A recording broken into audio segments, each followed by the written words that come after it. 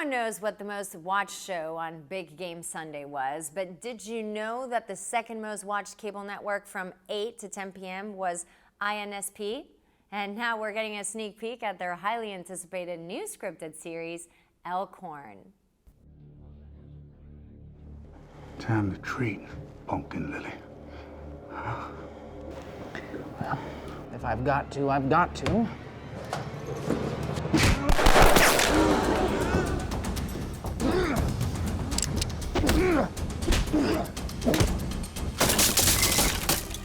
We all know Theodore Roosevelt as the Rough Rider president, but few know he learned those skills as a cattle rancher in the Dakota Badlands.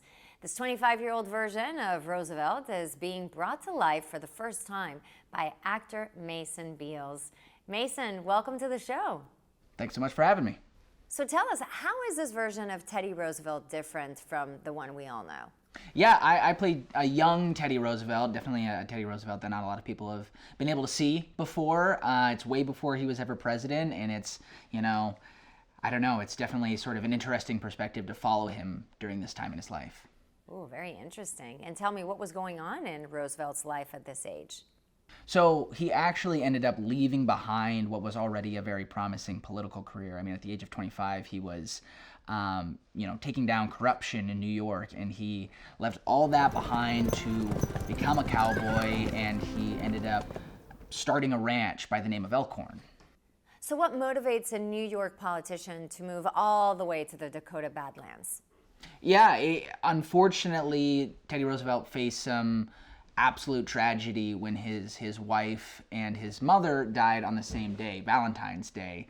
And the story sort of follows that kind of inciting incident, and we sort of see the effects of that from there. What kind of personal challenges did he face in the West?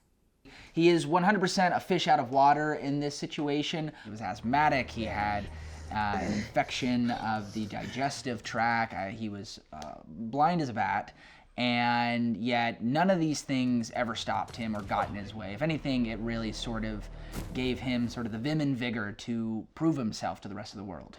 And Mason, why do you think this period of Roosevelt's life was so important?